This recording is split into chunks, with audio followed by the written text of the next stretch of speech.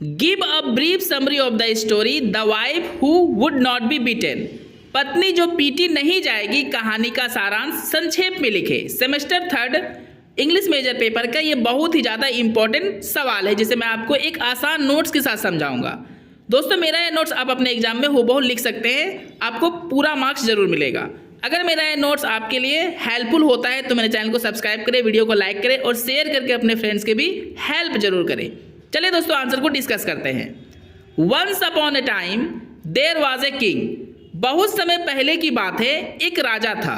He had a सन, उसे एक पुत्र था। And his son had a very different condition for his wedding. और उसके पुत्र को यानी राजकुमार को शादी करने के लिए एक बहुत ही अलग शर्त था, मतलब एक बहुत ही अलग उसने शर्त रखी थी अपने शादी के लिए। दैट की his wife will be beaten every morning and evening, कि उसकी पत्नी जो कोई भी बनेगी तो उसे सुबह शाम वो पीटा करेगा। कौन पीटेगा दोस्तों? प्रिंस अपने पत्नी को। यही उसका शादी का एक शर्त था। It was very interesting and shocking too. यह बहुत ही ज़्यादा मज़ेदार और आश्चर्यजनक भी था।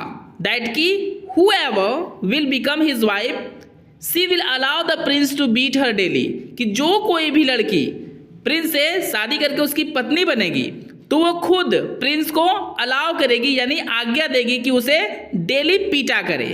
मतलब बड़ा सीधा और आसान सा है दोस्तों, कि राजा का जो पुत्र है राजकुमार, उससे जो कोई भी शादी करेगा तो कंडीशन के अकॉर्डिंग उसकी पत्नी को खुशी खुशी अपने आप को पिटवाना पड़ेगा प्रिंस के हाथों, वो भी सुबह शाम रोज रोज। आई होप दोस्तों आपको पहला पैराग्राफ अच्छे से समझ में आ गया होगा। तो चलिए नेक्स्ट पैराग्राफ को डिस्कस करते हैं।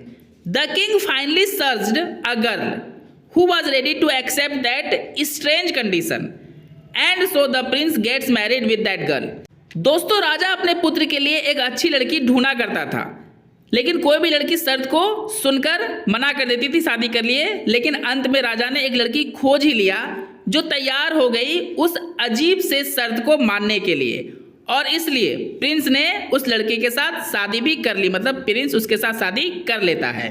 Due to condition the girl was tolerating beaten for some days. क्योंकि शर्त था दोस्तों, इसलिए शर्त के कारण लड़की बर्दाश्त कर रही थी कुछ दिनों से प्रिंस के पिटाई को। मतलब प्रिंस उसे सुबह शाम मारा करता था और वो लड़की बर्दाश्त कर रही थी क्योंकि शर्त ही वैसा था। One day the girl told the Prince that he should be ashamed of him. एक दिन लड़की ने प्रिंस से कहा, यानी अपने पति से कहा कि तुम्हें खुद पे शर्म आनी चाहिए। That he had no money of his own and what authority he has it was not his own, कि उसके पास अपना खुद का पैसा नहीं है, ये तो राजा का है, और जो अधिकार उसके पास है अभी वो भी उसका नहीं था, ये भी राजा के द्वारा उसे दिया गया था। मतलब लड़की ने सीधे सीधे प्रिंस के दिल और दिमाग पे अपने बातों का आक्रमण किया था, यानी प्रहार किया था। और प्रिंस को दोस्तों ये बात लग भी जाती है, जो अभी हम लोग आगे डिस्कस करेंगे। She also told that he has no any position of his own. लड़की ने प्रिंस से यह भी कहा कि तुम्हारा तो कोई अपना पोजीशन भी नहीं है। आफ्टर हियरिंग ऑल दिस, इतनी सारी बातें सुनने के बाद the Prince fail that she is right. Prince ने महसूस किया कि जो भी उसकी पत्नी बोल रही है वो सब सही बोल रही है। And so he stopped beating his wife and set out for trading to earn money himself independently. और इसलिए प्रिंस अपने पत्नी को पीटना रोक देता है और रवाना होता है पैसा कमाने के लिए स्वतंत्र रूप से। और पैसा कैसे कमाएगा दोस्तों? ट्रेडिंग करके, मतलब व्यापार करके। The prince went to Lutia where the king of Lutia called him. Prince trading करने के लिए, व्यापार करने के लिए एक लूटिया नामक जगह पे जाता है, जहां पे लूटिया के राजा ने प्रिंस को अपने पास बुलाया। लूटिया के राजा ने दोस्तों जो प्रिंस को बुलाया, तो राजा को पता नहीं था कि ये लड़का एक प्रिंस है। The king told the prince that he would ask him 3 difficult questions, and if he couldn't reply, his traits will be seized. राजा ने प्रिंस से कहा कि वह उससे, मतलब वह राजा जो है प्रिंस से 3 कठिन क्वेश्चन पूछेगा। अगर प्रिंस उसका जवाब नहीं दे सका तो उसकी सारी जो संपत्ति है, यानी ट्रेड्स का जितना व्यापार का जो सामान है, उसे जब्त कर ली जाएगी।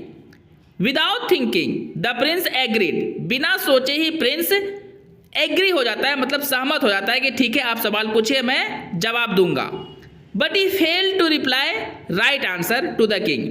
लेकिन जब राजा ने उससे सवाल पूछा तो प्रिंस जवाब उसे सही से नहीं दे पाता, यानी राजा को वो सही से जवाब देने में असमर्थ हो जाता है।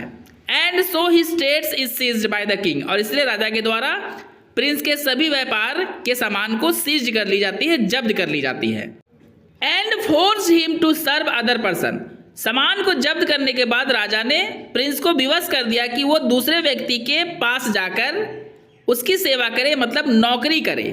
The person gave the prince low and dirty cloth to wear and work with, जिस व्यक्ति के पास प्रिंस काम करने गया था एक नौकर की तरह, उस व्यक्ति ने प्रिंस को लो एंड डर्टी क्लोथ दिया, मतलब कमर में बांधने के लिए एक गंदा कपड़ा दिया और बोला इसे पहन के ही तुम्हें काम करना है।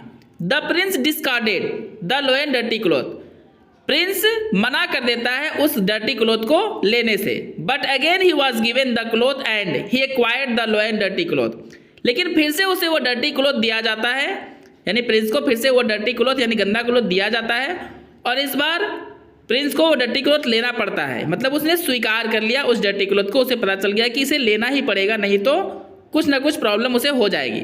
इस तरह से दोस्तों आपका सेकेंड पैराग्राफ भी क्लियर होता है। चलिए हम लोग थर्ड पैराग्राफ को डिस्कस करते हैं। The princess anyhow got to know the critical condition of her husband, जो राजकुमारी थी, मतलब जो अब प्रिंस की पत्नी थी, वो किसी तरह जान गई कि उसके पति यानी राजकुमार का जो हालत है बहुत ही ज़्यादा दयनीय हो चुका है। एंड सो सी आल्सो केम लूटिया, और इसलिए वह भी लूटिया आ गई। The king of Lutia didn't agree to return the trades of the prince to the princess, but he released a cat and tells that whoever the cat jumps over the riches, the threats will be given to that rich person। मतलब दोस्तों जब राजकुमारी लूटिया के king के पास आई और अपने पति के सामान के बारे में बोली वापस करने के लिए, तो वो तैयार नहीं हुआ देने के लिए। अब दोस्तों वहाँ होता ऐसा है कि वहाँ पे बहुत सारे अमीर लोग थे और सबको वो ट्रेड्स यानी वो सारे व्यापार की वस्तु चाहिए। एक तरह से वहाँ ऑक्शन हो रहा था बिल्ली के द्वारा, यानी नीलामी हो रहा था। तब राजा ने कहा कि मेरी बिल्ली जिस भी अमीर आदमी के ऊपर जंप करेगी वही अमीर आदमी वो ट्रेड का सामान ले पाएगा, मतलब वही उसका लेने का अधिकारी होगा। तो यहाँ पे एक और कंडीशन आ गया। The princess by using her mind secretly kept a mouse to her, राजकुमारी चुपके से अपने दिमाग का उपयोग करके एक चूहे को यानी एक माउस को अपने पास रख लेती है और बिल्ली को दिखाती है। अब दोस्तों जानते हैं कि बिल्ली चूहे को देखेगी तो करेगी क्या। To see the mouse the cat jumps over the princess and so she is given the trades of the prince, चूहे को देखकर बिल्ली प्रिंसेस पर कूद जाती है और इसलिए प्रिंसेस को प्रिंस का सारा ट्रेड्स का सामान यानी व्यापार का सामान दे दिया जाता है, क्योंकि शर्त भी यही था दोस्तों। सी रिटर्न्स द पैलेस, प्रिंस के सामान को लेकर प्रिंसेस राजमहल वापस आ जाती है। And after some days the prince also returns, और कुछ समय यानी कुछ दिनों के बाद प्रिंस भी वापस आ जाता है। The prince reaching to his wife wanted to beat her, महल पहुंचने के बाद यानी अपने पत्नी के पास पहुंचने के बाद जो राजकुमार है अपने पत्नी को मारना चाहा। Just then she sews his the old loin cloth and tells her husband that now you are my slaved, लेकिन तभी प्रिंसेस ने वो ओल्ड लोइन क्लॉथ दिखलाया, मतलब वो गंदा सा कपड़ा दिखाया जिसे उसके मालिक ने उसे दिया था नौकर बनाते समय, और कपड़े को दिखाकर लड़की यानी प्रिंसेस अपने पति को कहती है कि अब से तुम मेरे गुलाम हो।